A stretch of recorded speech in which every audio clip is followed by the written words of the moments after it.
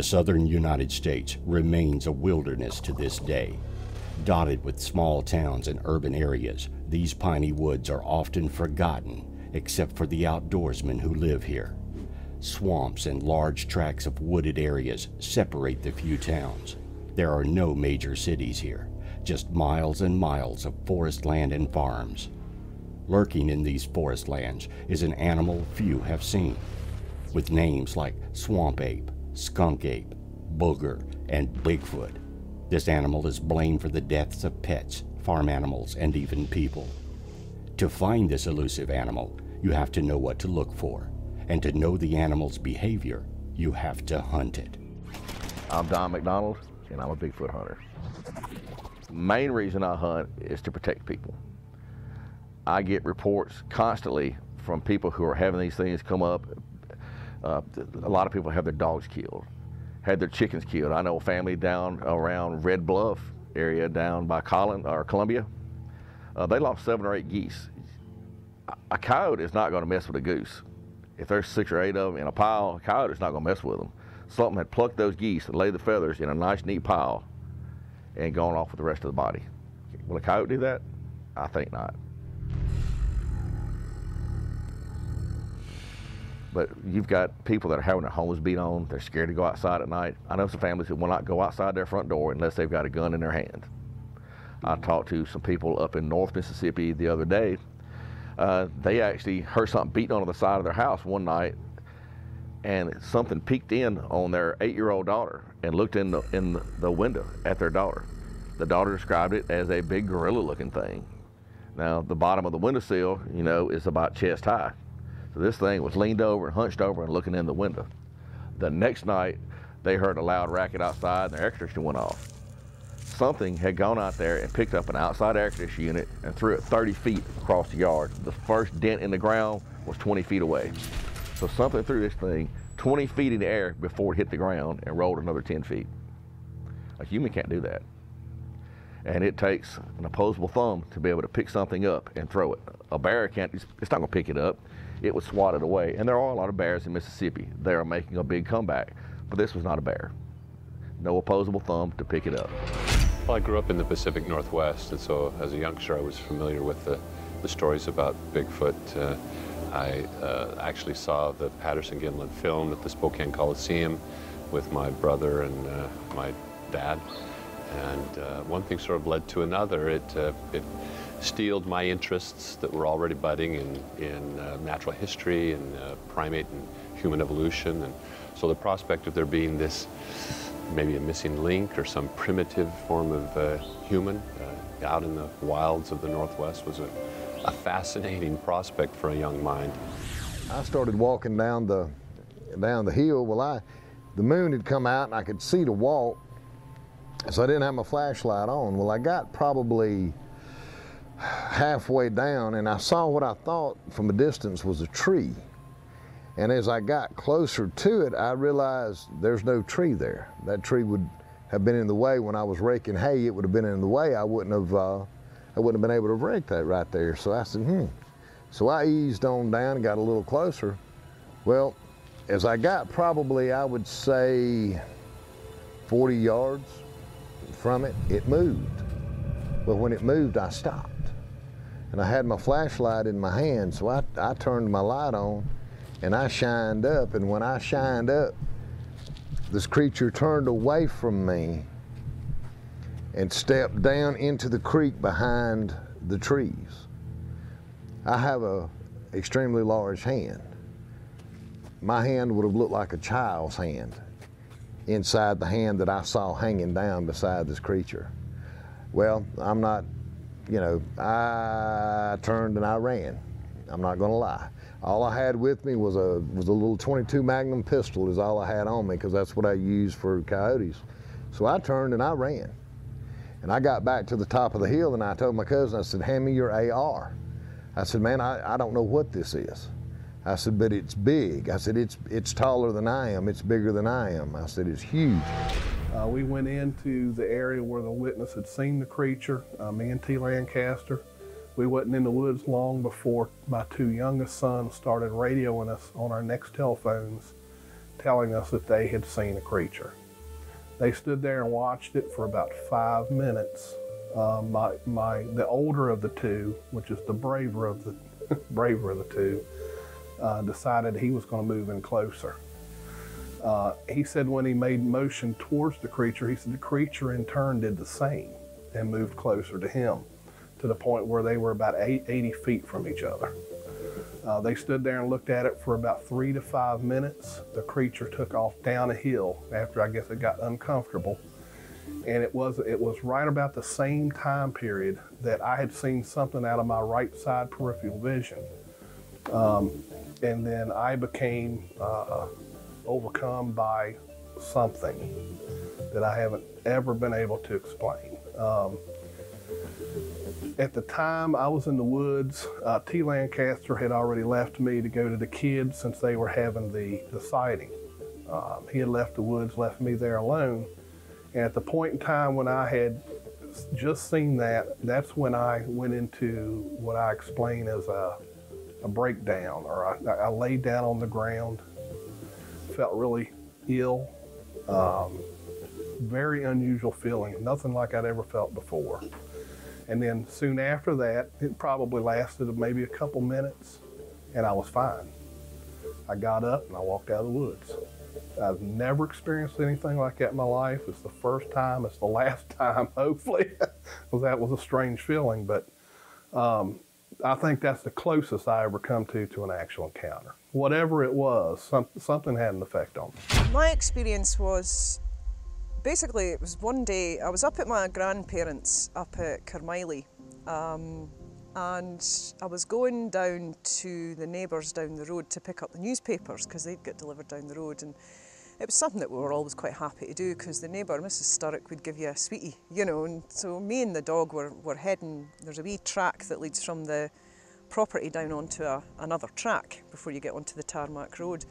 There's a curve in this track, and I'm just walking down onto the wee farm track, and the dog I was with, she just stopped dead, and she started whining and snarling, and I looked at her and I remember seeing the hair on her back was just up, you know, her hackles were up, she was kind of baring her teeth, her eyes were bulging, it was like she couldn't decide how to react to something. And you know, I was a kid, so I was kind of just walked past her, or probably ran past her, you know, and then kind of ended up just onto the farm track.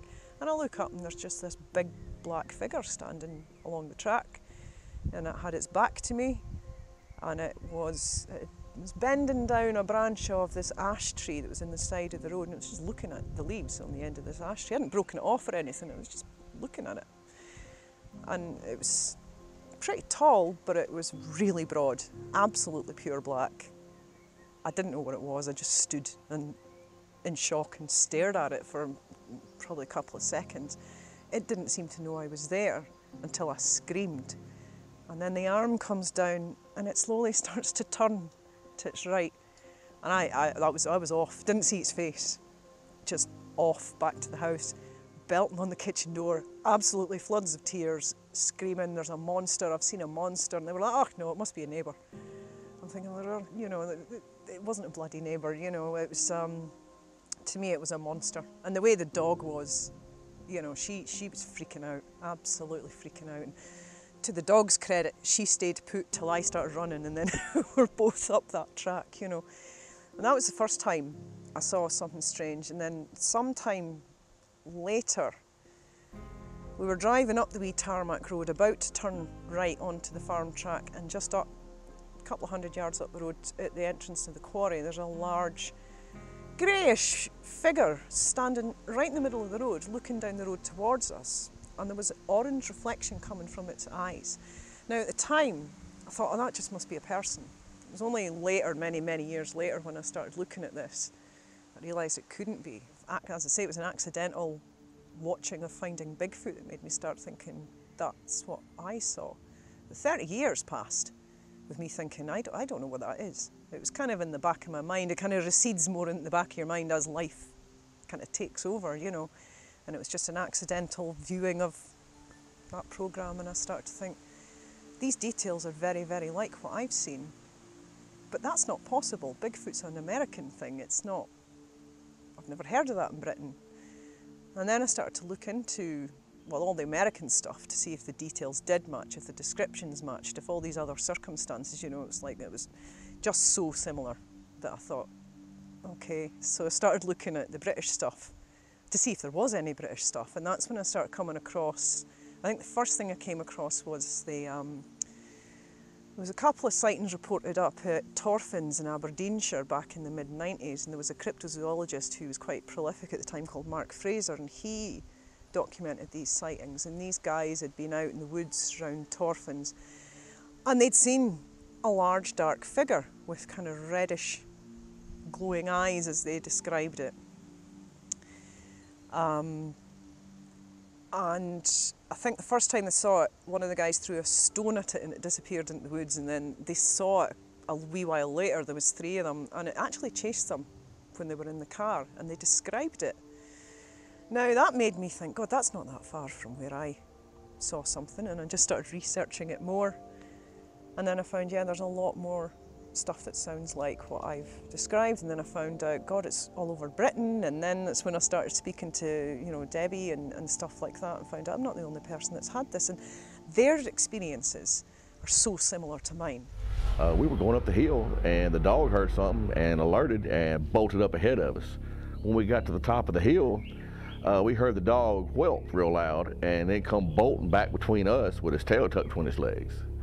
Now, us being, you know, Boy Scouts and teenagers, we had to go find out what was going on. We got to the top of the hill, and there was this dead 120 to 150 pound hog laying there, and it was still quivering. It was so freshly dead. Its back legs were snapped, it were broken. And we looked up in the tree, and what we thought was a limb about 6 feet off the ground, it was actually a rib bone from that hog. Something had grabbed that hog by the back legs, slammed it into the tree so dead-gum hard that it broke a rib and stuck it into the side of that pine tree. And when the dog come up, I guess it ran it off, and we saw some ruffled up leaves, so we followed them down to the bottom. And when we got to the bottom of the creek down there, that's where we found the 16-inch track at the bottom of the hill. It was a 5-toed track, so obviously that means there's a healthy breeding population. When you start getting into loss of digits, that's where you start getting some inbreeding, which is going to happen every time that situation comes about. But that was a real good encounter there. I didn't actually get to see one, but finding that hog, no animal, no human can pick up a 100-something pound hog and slam it 6 feet off the ground into a tree that hard. It just can't happen. Why me? Why did I see him? Why me that day and not 10 minutes more and I might have gone, or an hour and a half before and I wouldn't have been there? So why did that happen that day? And the most sensible, logical answer is it just happened by happenstance. It just happened. I just happened to be there. But that just happened has took 34 years for me, and I'm still 34 years on, want to go and camp there at night and see if I can see him again. That's the logical side of my brain. But Debbie, the witness, there's no way I ever want to see that again. Never. I don't ever want to see that again. Never. I don't want my girls to see it. I don't want you to see it. I don't want anyone to ever feel that frightened that they feel like they need to lock the door and never come out again. Because that's how I felt. I'm choking up now because I'm back there. I wanted to get away as quickly as I could to my mum. I wanted my mum. I thought, he's going to get me, he's going to kill me, he's going to grab me, he's going to take me. All of that in an eighth of a second going through your brain, with your logical brain going, get up and run, girl, get up and run. I grabbed my friend and threw her to the floor. I kicked her to the floor so he'd get her. You get her and don't get me. But that fear is still there in me to this day, and I can't make that go away. I can soften it, and I can look at it logically, and I can say, Debbie, these other people feel like this. There's other people out there who feel like you. And that makes me get through the day. But at the end of the day, I'm still that 15-year-old kid who hasn't got an answer, who doesn't know, who wants somebody to come and say to me, there's the answer. I'll take it all away. I'll take all your fear away. You never have to do another radio show. You never have to write another article. I'll take it away and I won't do it. I'd still have that fear because of the witnesses, because there's other witnesses out there who feel like that. And I couldn't sleep at night knowing that I had done everything I could to make that person feel better. Yeah. So if that's all I ever do, if I never prove there's a wild man, and I never convince people to go and look, I'll know that I've done everything I can do. And another part of me is, I want you to go out and enjoy the woods. I want you to get back to nature. It stopped me. It was my favourite place to be, and it stopped me going.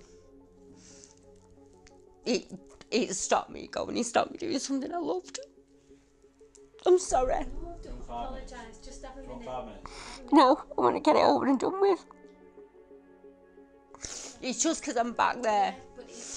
That's what it does to me. This is the real me. This is the 15-year-old that saw him. Not the educated 50-year-old who, you know, can write it down on paper and logicalise it all and put it in a little box and make it nice and safe for myself. This is how I feel when I'm in the wood. The minute it goes dark, the minute it gets dusk, I'm gone. I can't do it. I think he's behind every tree. I think he's going to pop up in front of me. Why would he do it? He wouldn't do that. It's ridiculous. But that's the only way I can prove that I saw something that scared me this much. Because I don't scare easy. And to carry it on all this time, I can think about my wedding, my children's births, all of that just make me feel like this, you know. But to just think of that split second, that little 10 seconds that changed my life, this is what happened. The very first time I encountered the animal, I was a pre-med student at Rollins College, Winter Park, Florida, and pulled my grocery bag out and was going to head back to the apartment. When I stood up, I saw this thing standing behind a lamppost right off the parking lot in the shadows. And at first I thought it was a person, but it wasn't. It was much taller, not a whole lot taller, but it was taller than an average person.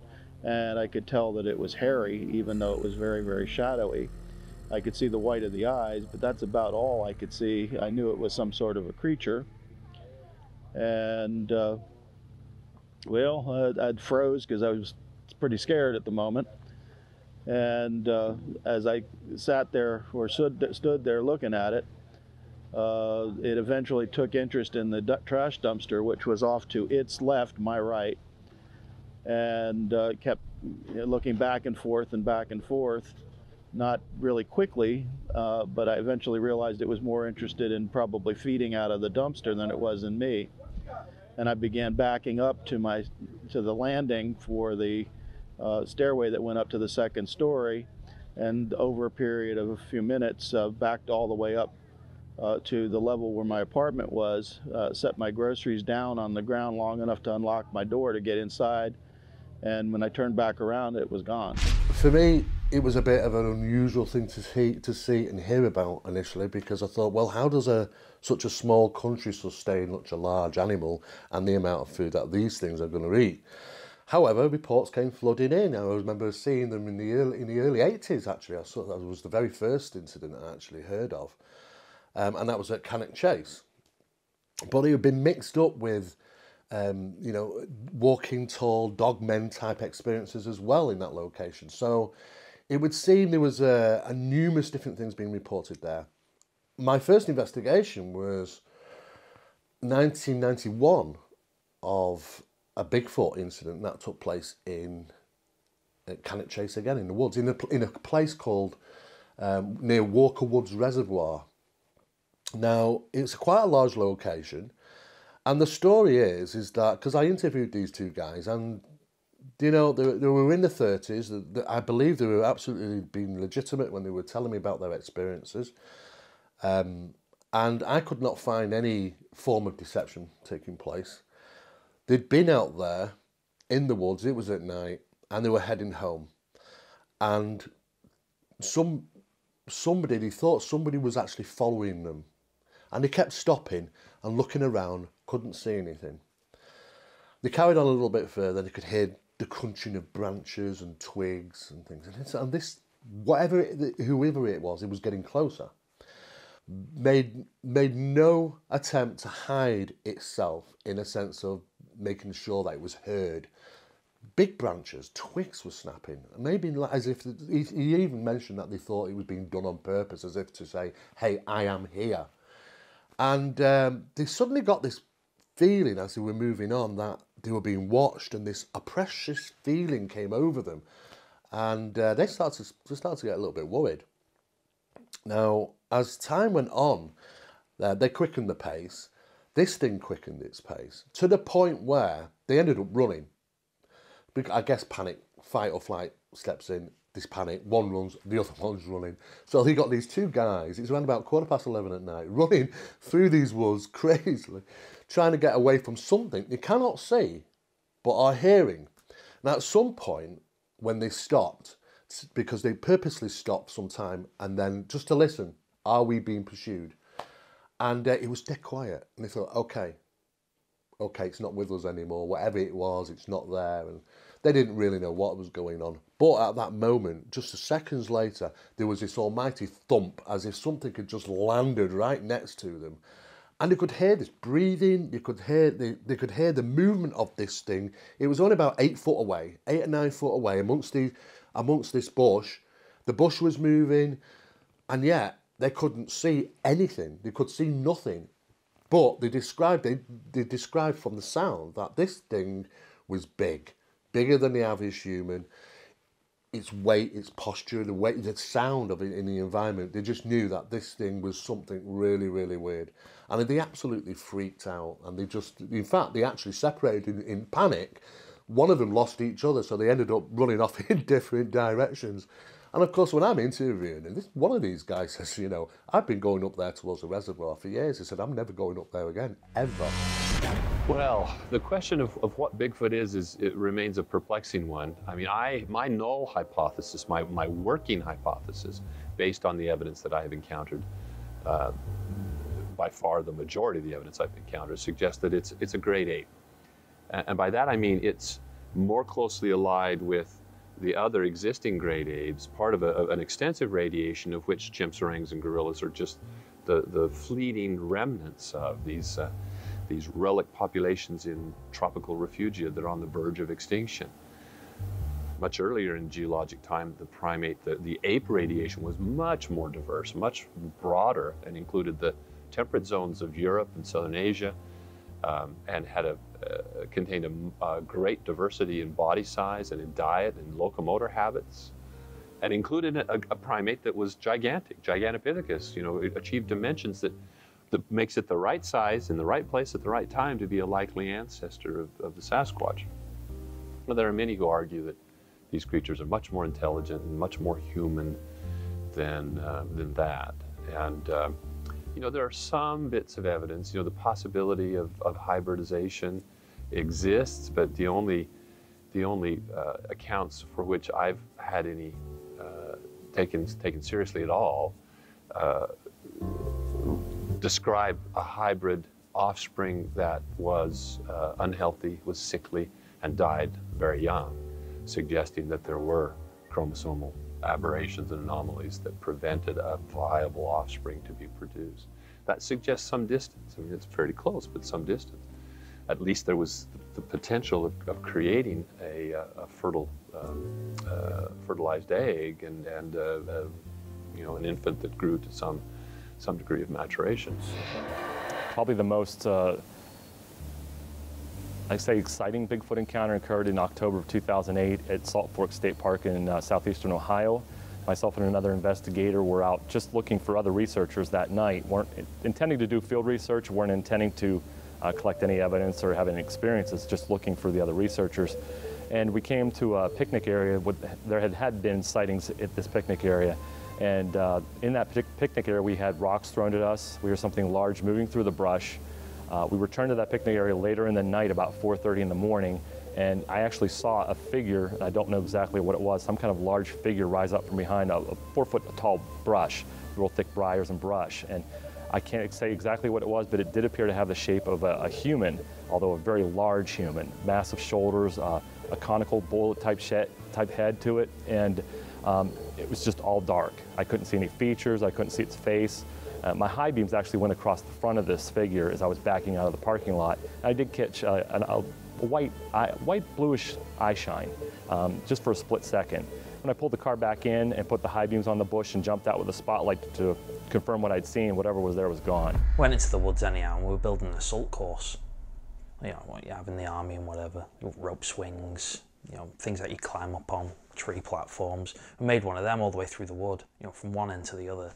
And we thought, you know, we were there with three friends of us at there. Well, there were me, 2 other friends. And my other friend went home early. He just disappeared. So me and Mark Ormby, we just thought, oh, we'll give it a run through. So we ran from one end to the other, just going through the assault course, seeing if it worked well. And we got to the far end, and it's like a fallen down tree that was there. I remember the fallen down tree part, and we were stood there for a while. And we weren't far from the actual walkway itself. It wasn't far. I said 15, 20 foot away. I think I saw it first, actually. Yes, I saw it first because I said, look, there's somebody coming. I said I thought they were walking the dog. And it stopped. I remember it stopping, like it could hear us or something, messing around, mucking around and stuff. And it turned. It stopped, it turned, but as I saw the widthness of it, how wide it was as it turned, I'm thinking it's not a person. So I didn't know where to put myself, really. And it just made the sound it made was just, I don't know, it was like a screechy, groany sound that it made. Like, no, I can't even do it. I can't even do the impression of it. I wouldn't even try. And it just, but you could make out the detail of it. You see the muscle on it. I remember seeing the muscles on its arm, this side. Not much this side, but this side you could see its arm. And as it turned, you could see the bulkiness of it. And just before it made its grunting groan, you could see it breathe in and then exhale it. I'm thinking, oh. Yeah, and being a kid at 12 years old, 13, it's a bit too much for me, that. So I went and I didn't want to go back for a long time. Years, actually. I took Janine there, my partner, just to show her. And even then, I felt I shouldn't have been there when I went back. I was actually on the porch talking on the phone with a female friend, and I saw, I had been looking at this spot for a while, and there was something dark in a ditch. And suddenly I saw this thing rise up, walk up out the ditch, just step one step up out the ditch. It was a pretty deep ditch. Step one step out the ditch and cross over a gravel road and go off into the woods. And instantly on the phone, I'm like, I gotta let you go, I gotta let you go. I swear I just saw a Bigfoot. So I hung up. I got my buddy who was staying there at the same time, and we walked over to where I had seen this thing get up and walk across the road and into the woods. And there was nothing there, but there was a foul odor. That's the only thing we could ever, pick up from that. But it was so big and just jet black. This was in August. It was the heat of summer. It was in the evening, and it was so big and black. And at first I'm like, well, it's got to be someone, wearing a black hoodie, but there's no way. I mean, I cannot see anyone at all. The temperature was very high. I cannot see anyone at all wearing a black hoodie and just sitting in a ditch out next to a cornfield. Doctors, lawyers, military people, policemen, they've all seen these creatures just like I have. So I got into hunting Bigfoot because I wanted answers. I wanted to see, what is this creature? How many of them are there? Where do they live all the time? Do they live in family groups? It's a mystery. I love a good mystery. So, once I got involved in it and began to understand that, no matter how much proof you hand to the scientific community, they're not going to believe it until, like I said, they can do an autopsy on one. Or necropsy, I guess, if it's an animal. But, I hunt Bigfoot. The mystery part of it, I've met a lot of interesting people. I enjoy the comradeship, the camaraderie of having a single goal with these people and enjoy doing this. And, like I said, I want to solve the mystery. Where would they get the food from? They'd walk, they'd hunt together, they'd forage like we did before farming was invented. If you're talking about food, it's not a problem at all. There's plenty of animals, creatures. There's deer, wild boar, rabbits, squirrels. Well, I would forage. I'd hedgerow. I'd fish. I'd use the streams. Birds, eggs. There's a multitude of food out there that we can eat. When you've got the rivers, the streams, you've got trout, salmon, crayfish. I mean, it's endless. That's only the animals that I know. The food we eat now, we're not supposed to eat. We're not supposed to eat all this processed food. We're really not. With hormones injected and this injected and that injected. That's not the way to go, is it? We're supposed to be eating a natural diet like they would on a daily basis. We're supposed to be drinking clean water like they would on a daily basis. We're supposed to work out and use our bodies constantly all day. As a person, I know that you can adapt to anything. People can adapt. We're great at getting put into a situation we don't want to be in, but we conquer it. We adapt and we conquer. They've just been doing that forever. They've been here thousands of years, you know, and they're taught naturally from birth to how to catch these animals, hunt, without being detected by humans at the same time. There's food everywhere, and I think there's very few natural predators here in this country. You know, we may have these big wildcats, perhaps. You know, there's enough evidence to say there's a lot of them, but they wouldn't make a single dent on our livestock population, or with the deer, even, which are in endemic proportions at the moment, apparently nationwide. So I think when it comes to a creature like this surviving in our countryside, it's more a case of what isn't there to eat, and not what is there.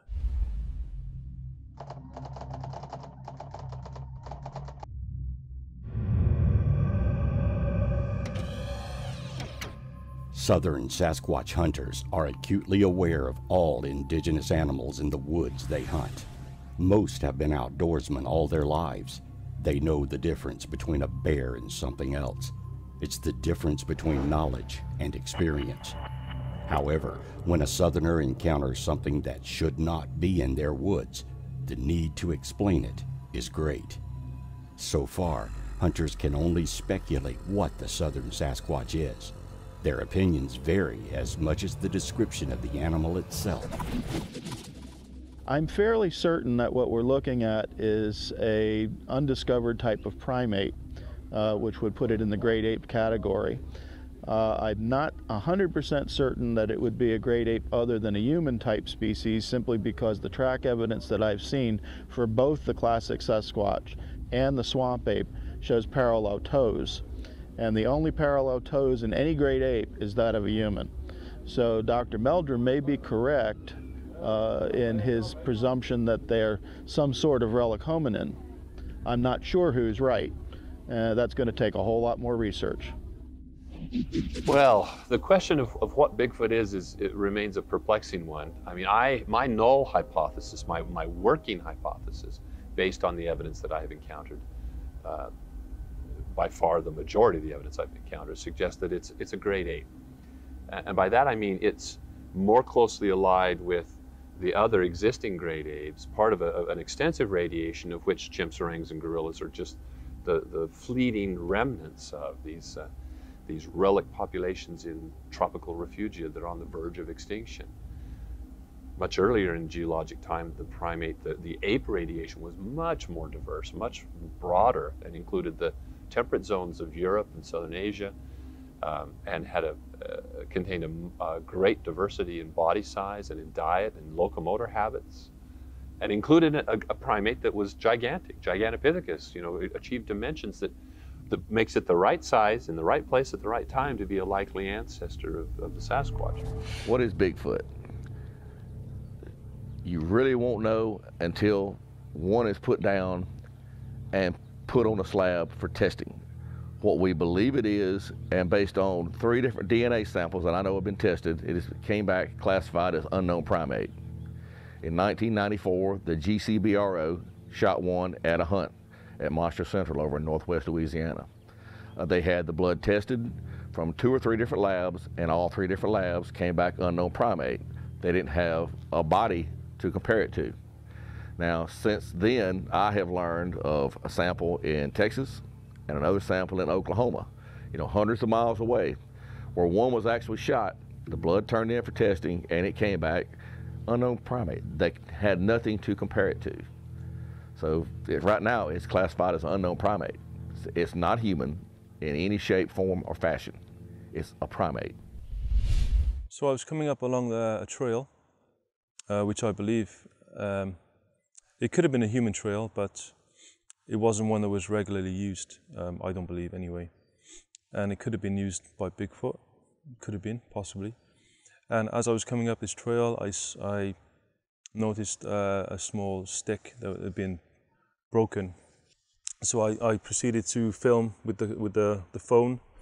And sometimes if you're too close with the phone, it will just capture the background. The background will be in focus instead of the actual twig or whatever you're filming. So that's what happened. It was too close, and I didn't realize at the time, but it was actually filming the background. When I watched the video afterwards, I think the next day, I noticed in the background, thinking, maybe there might be something there. And yeah, as soon as I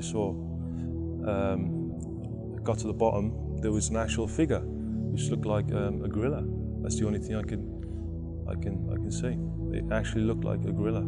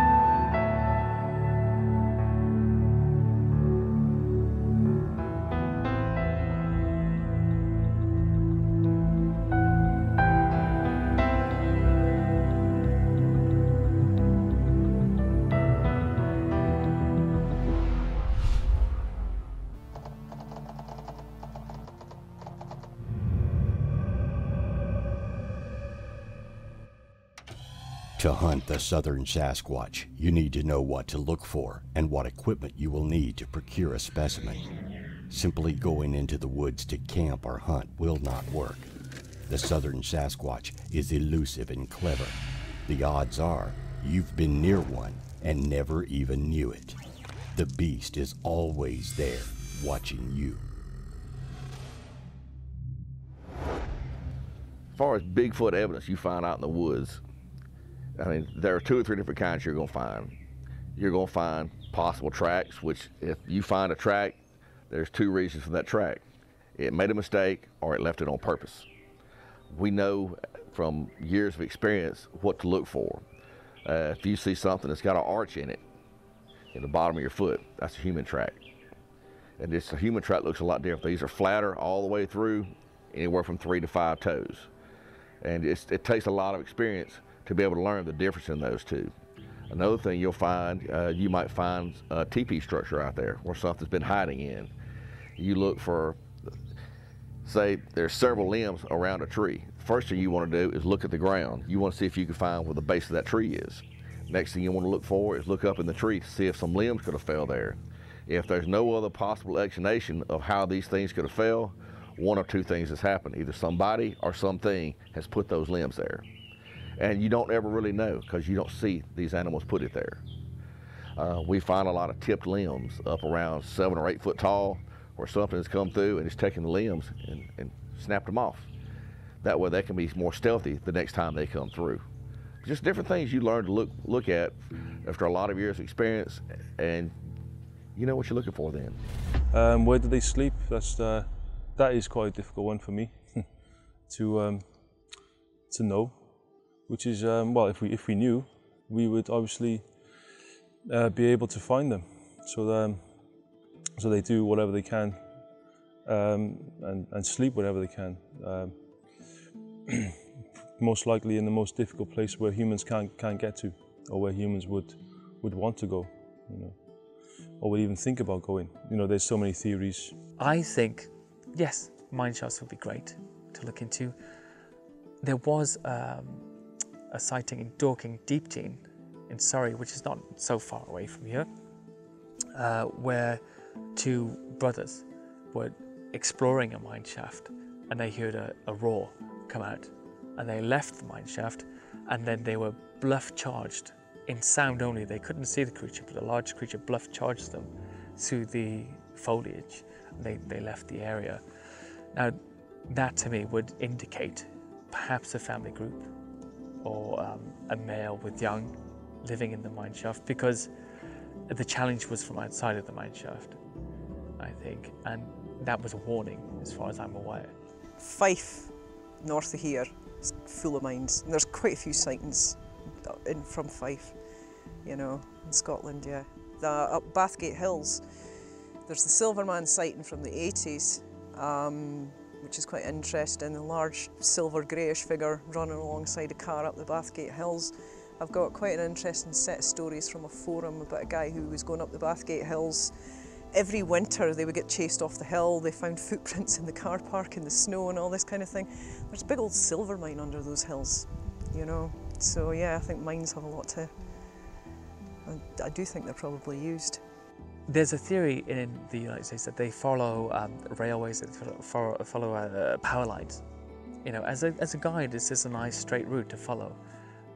Bigfoot sightings along these very old ancient monuments to me would just represent an old and passed down route that would be passed down to younger Bigfoot, just like elephants pass, you know, routes to water to their children and so on and so forth forever. I think that would be exactly the same thing. This has been here for 1,000 years, 2,000 years. This is a route we've always known. Now there's a new route, some pylons that follow this straight line across this hill. You can follow them to get there and get home. You know, people get confused a lot of times at what direct evidence is versus physical evidence versus circumstantial evidence. You know, a lot of people think that witness testimony is just not evidence. Witness testimony actually is direct evidence. You know, it's the purest form of evidence you can have. It's accepted in a court of law. The next set of evidence you have is physical evidence. Now, physical evidence would constitute something like a fingerprint that can be matched back to something, a footprint that can be matched back to something. So plaster casts, especially those with dermal ridges authenticated by a forensic expert like, you know, Jimmy Chilcutt, that's physical evidence. The funny thing is hair samples kind of fall in the middle of that, because somebody sees it, they collect a hair sample, it comes back to an unknown species. Okay, that very well could be. But technically, hair samples and DNA samples, by definition, at least in the court of law, are all circumstantial. Now, in our particular case, it may not be, because we're just looking to prove that something exists out here that doesn't. Now, if science doesn't want to, and this is my jilt about, you know, what's it going to take to prove Bigfoot? Because science used to accept plaster cast of footprints. They did in the case of the Billy Ape, but they're not in the case of Bigfoot. Probably casts will get me excited, because I know then that they've been through an area. Secondly, of course, DNA, but DNA has nothing really to back itself up with, because it has no common denominator as to where to go if it's not a creature that's ever been discovered before. Likewise, hair falls into that basically same category. I would say scat would be great to get a urine sample. We could learn so much from that. Would be right up there along with DNA. DNA may tell us what speciation, but it's not telling us anything about its lifestyle. And so getting an idea how it lives and being able to use that to learn more about it is probably more precious than anything else we can do. Now we have DNA. Are they going to pull the same, magic act and say, well, we're not going to accept that. We still need a body. We need to see where that comes from. Well, obviously, if there's something that's new that's not there before that has to be recatalogued, that should tell them that, hey, but will it? I don't know yet. Eyewitness sightings are, you're always at the mercy of the credibility of the individual, and then their powers of observation and their ability to interpret the things that they observe. So eyewitness testimony alone is not going to make the ultimate case, in my opinion. It certainly is indicative that there's something that is common to the human experience in this regard, but it is often very subjective sort of evidence. The trace and physical evidence of footprints of hair, scat, and ultimately DNA will be much more telling.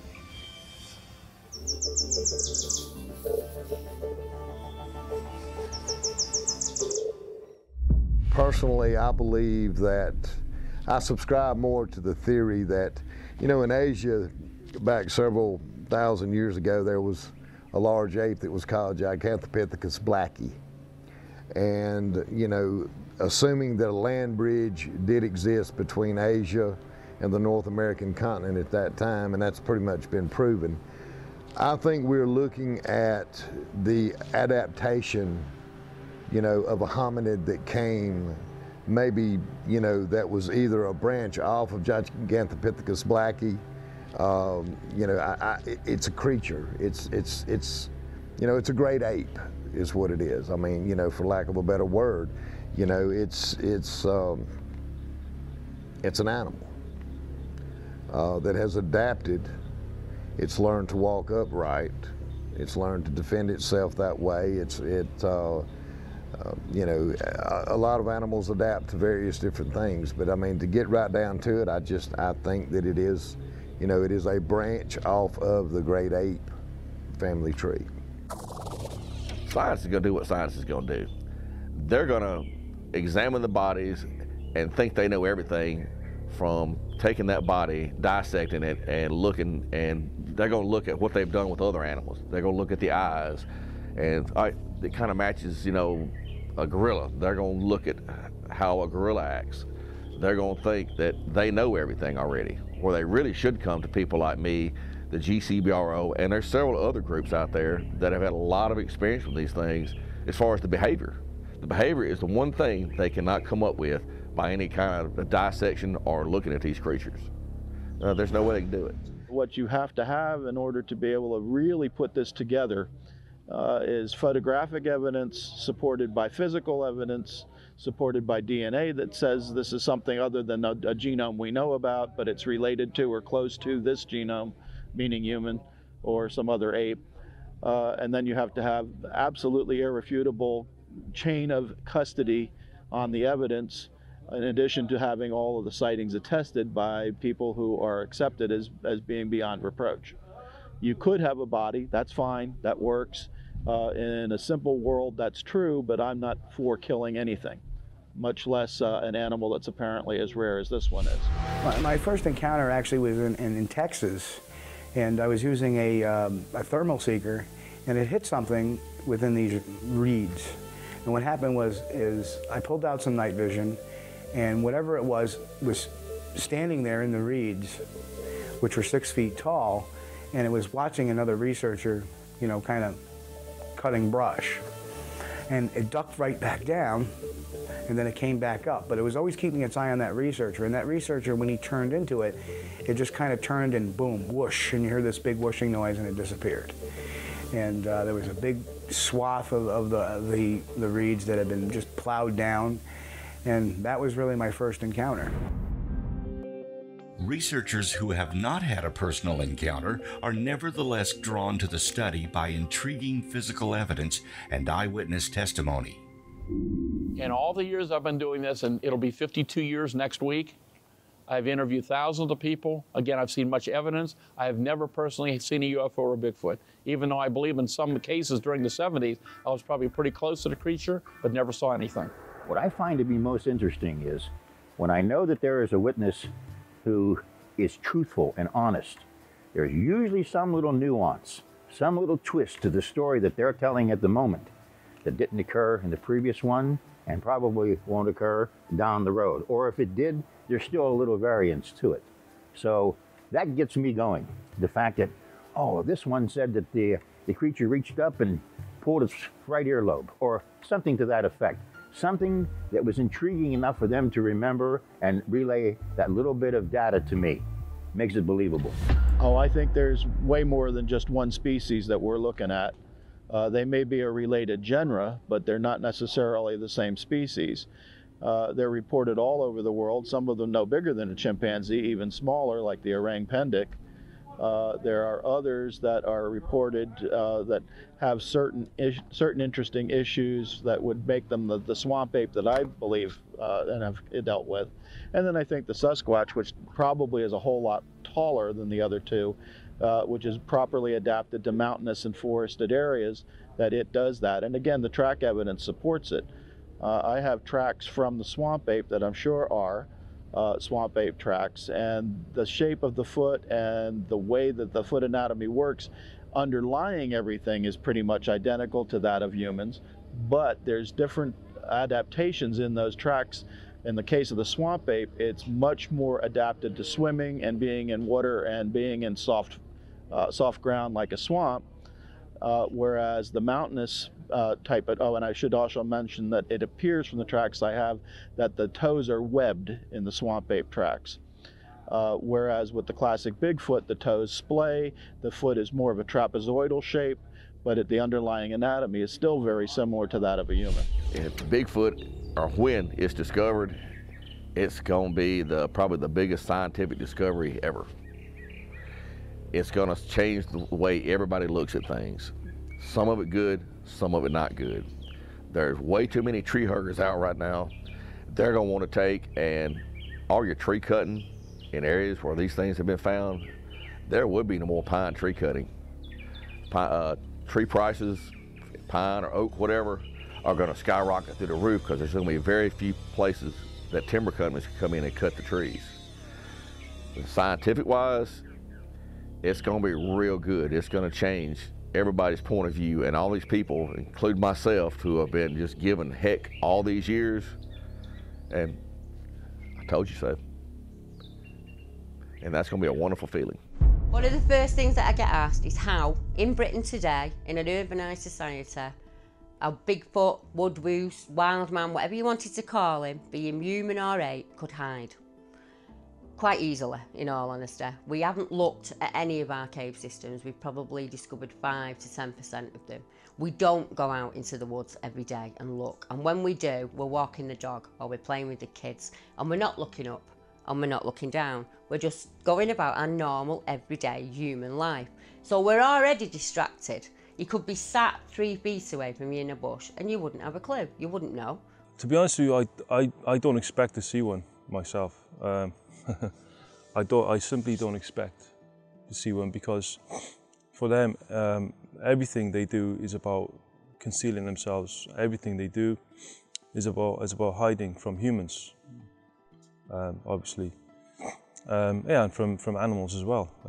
Hiding and ready to jump out on deers, for example. So it's natural for them, but I think it's a matter of life and death. A matter of life and death for them. I don't think it's a stretch in the imagination to think that they're doing things like creating ditches in the deeper woods, sticking logs and branches over them and hiding in there, you know, but unless you're brave enough to really go raking, you know, how hard can it be though to hide in, say, a load of brambles or a bunch of gorse bushes? It could be that simple. The most asked question would probably be, where are the skeletons? Where are the bodies? And it's a very valid question. Also, is Britain large enough to support such a species? And the last question I have is this creature flesh and blood or something more supernatural?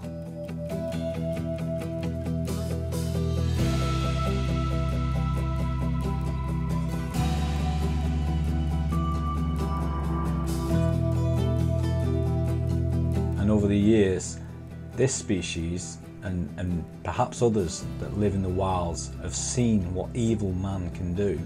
So it really comes as no surprise to me that this species, the wild man, woodwose, Bigfoot, the werewolf, if it exists, would certainly do its utmost to avoid contact with human beings.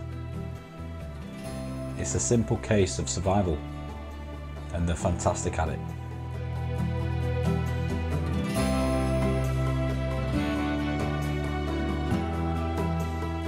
So quickly, Deb, obviously, what's this last so 2 years? I mean, obviously we're out in Scotland doing a night investigation.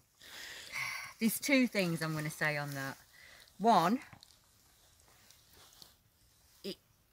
I don't really know. I'm filling up and I don't want to fill up on camera.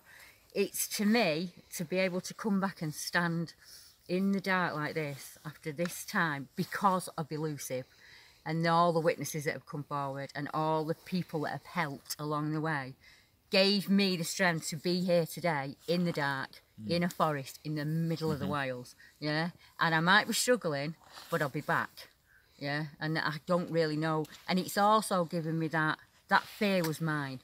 That wasn't what he put on me, that was my fear. And if he's out there or he stood 10 feet away, I think he knows that now, yeah? And we're at peace, me and him. We can, you know, go our separate ways and just carry on doing what we're doing.